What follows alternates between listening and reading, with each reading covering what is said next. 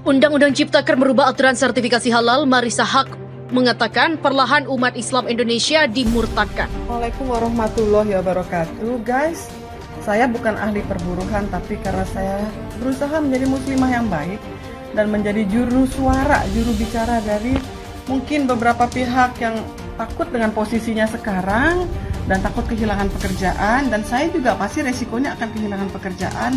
Tapi Allah Maha Kaya, saya hanya ingin kasih tahu nih, di dalam Undang-Undang Nomor 33 tahun 2014 tentang jaminan produk halal kan ada pasal 13.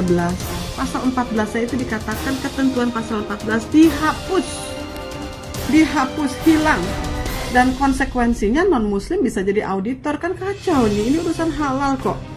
Nah, ini kalau kita mau lihat kayak apa sih yang dinamakan hilang pasalnya. Sebentar ya guys ya. Nah, pasal 14 ini ya tentang LPH, lembaga pemeriksa halal gitu ya. Ini the whole bunch hilangnya, dan khususnya ini ada kata-kata yang mengatakan bahwa yang F ini memperoleh sertifikat halal dari MUI. Ini kan urusan muakalah, muasyadah, auditor halal gitu loh. Dan ini kan peran majelis ulama sebagai substantif, bukan administratif yang dilakukan oleh BPJPH. Sementara ini dihilangkan dalam Undang-Undang Omnibus Law tahun 2020 yang katanya Cipta Kerja. Cipta Kerja apa? Jaminan mana untuk masyarakat Muslim Indonesia? Ya Allah.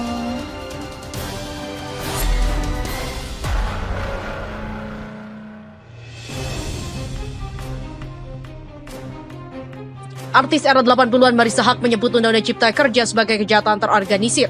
Selain itu, Undang-Undang Cipta Kerja bikin murtad massal. Warga Muslim Indonesia bisa dibuat murtad atau pindah agama karena aturan dalam Undang-Undang Cipta Kerja. Hal itu disebabkan artis era 80-an Marissa Haque dalam akun Instagramnya menyoroti Undang-Undang Cipta Kerja menghilangkan peran MUI sebagai pemberi label halal. Bagaimana mungkin NKRI yang bukan negara Islam ini tega menghilangkan peran ulama MUI sebagai pemberi fatwa halal dan digantikan dengan seorang dirijen level eselon 1 ketua BPJPH yang kasusnya sedang bergulir di pengadilan karena memalsukan fatwa halal MUI dan buat logo halal tandingan Majelis Ulama Indonesia. Ini kejahatan yang terorganisir. Bahkan Marissa Haque menyebut jumlahnya sampai 87%. Sebanyak itu warga Indonesia yang bisa murtad karena Undang-Undang Cipta Kerja. Marissa Haque menuliskan pandangannya tentang Undang-Undang Ciptaker yang telah disahkan oleh Dewan Perwakilan Rakyat DPR pada Senin 5 Oktober. Dengan mengunggah tangkapan layar berisi berita yang berjudul Undang-Undang Cipta Kerja, LPPOM MUI substansi halalnya ambiar tersebut, Marissa menilai bahwa Omnibus Law sungguh jahat. Marissa juga menyayangkan jika para pekerja hanya diberi waktu setengah jam minimal untuk waktu istirahat saat bekerja. Marissa mengaku bahwa dirinya hanya ingin menyoroti jaminan produk halal untuk umat muslim. Ia juga menegaskan bahwa dirinya sudah tidak berpartai politik. Marissa berharap agar kondisi Indonesia semakin membaik ke depannya. Bagaimana doa kita umat Islam Indonesia bisa dikabulkan oleh Allah Azza wa Jalla jika seluruh elemen di badan kita terbangun dari makanan haram yang kita konsumsi. Bangun guys, buka mata dan mata hati kita. Kita memang harus bersabar dan musibah yang datang, tapi kita tidak boleh sabar atas kezoliman, apalagi ini zolim yang terbuka. Pungkas dari Marissa Haque. Guys, saya bukan ahli perburuhan, tapi karena saya berusaha menjadi muslimah yang baik dan menjadi juru suara, juru bicara dari mungkin beberapa pihak yang takut dengan posisinya sekarang dan takut kehilangan pekerjaan, dan saya juga pasti resikonya akan kehilangan pekerjaan. Tapi Allah Maha Kaya, saya hanya ingin kasih tahu nih, di dalam Undang-Undang Nomor 33 tahun 2014 tentang jaminan produk halal kan ada pasal 13. Pasal 14 itu dikatakan ketentuan pasal 14 dihapus, hilang, dan konsekuensinya non muslim bisa jadi auditor. Kan kacau nih, ini urusan halal kok. Nah, ini kalau kita mau lihat kayak apa sih yang dinamakan hilang pasalnya. Sebentar ya guys ya. Nah, pasal 14 ini ya tentang LPH, lembaga pemeriksa halal gitu ya.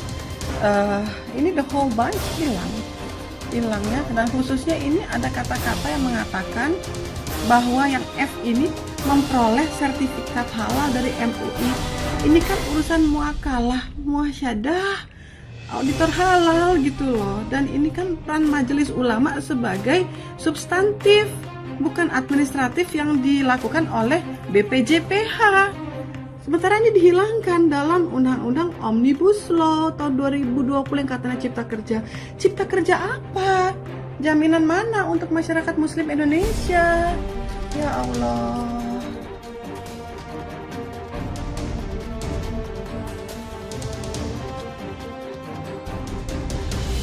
Artis era 80-an Marissa Haque menyebut Undang-Undang Cipta Kerja sebagai kejahatan terorganisir. Selain itu, Undang-Undang Cipta Kerja bikin murtad massal. Warga Muslim Indonesia bisa dibuat murtad atau pindah agama karena aturan dalam Undang-Undang Cipta Kerja.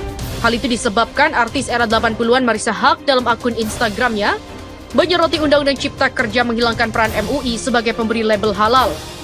Bagaimana mungkin NKRI yang bukan negara Islam ini tega menghilangkan peran ulama MUI sebagai pemberi fatwa halal dan digantikan dengan seorang dirijen level eselon 1 ketua BPJPH yang kasusnya sedang bergulir di pengadilan karena memalsukan fatwa halal MUI dan buat logo halal tandingan Majelis Ulama Indonesia. Ini kejahatan yang terorganisir. Bahkan Marissa Haque menyebut jumlahnya sampai 87%. Sebanyak itu warga Indonesia yang bisa murtad karena Undang-Undang Cipta Kerja. Marissa Haque menuliskan pandangannya tentang Undang-Undang Cipta Kerja yang telah disahkan oleh Dewan Perwakilan Rakyat DPR pada Senin 5 Oktober.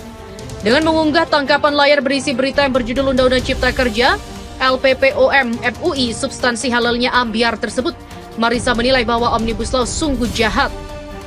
Marissa juga menyayangkan jika para pekerja hanya diberi waktu setengah jam minimal untuk waktu istirahat saat bekerja. Marissa mengaku bahwa dirinya hanya ingin menyoroti jaminan produk halal untuk umat Muslim. Ia juga menegaskan bahwa dirinya sudah tidak berpartai politik. Marissa berharap agar kondisi Indonesia semakin membaik ke depannya.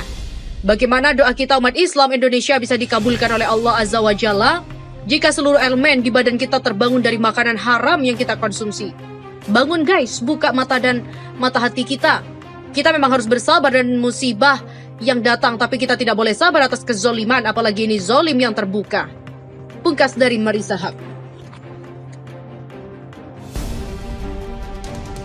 Desak Jokowi batalkan Omnibus Law. 6.000 mahasiswa kepung istana besok. Gelora.com. Gelombang penolak Undang-Undang Cipta Kerja terus berlanjut.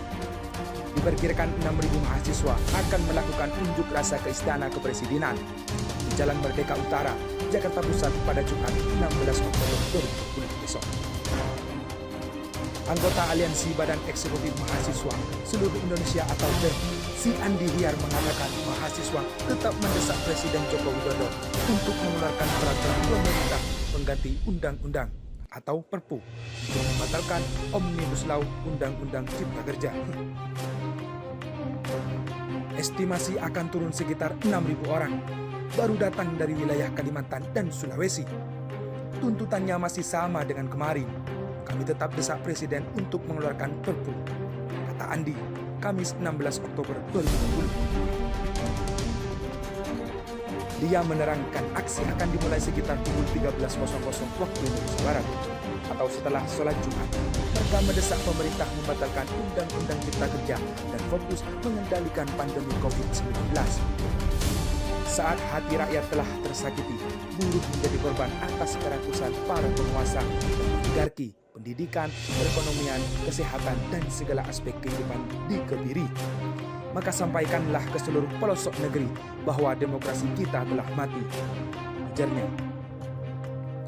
Andi meminta seluruh massa aksi untuk membekali diri dengan masker, face shield, hand sanitizer, dan obat-obatan pribadi, mengingatkan demonstrasi akan dilakukan saat pandemi COVID-19.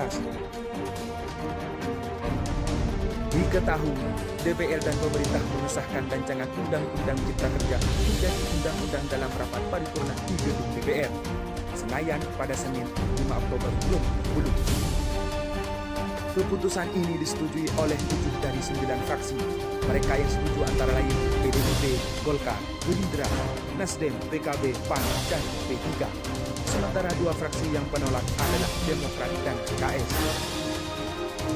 Pengesahan Undang-Undang Cipta Kerja ini juga mengundang reaksi keras dengan gelombang demonstrasi dari masyarakat sipil, seperti mahasiswa, masyarakat adat, kelas pekerja para guru, hingga tokoh agama.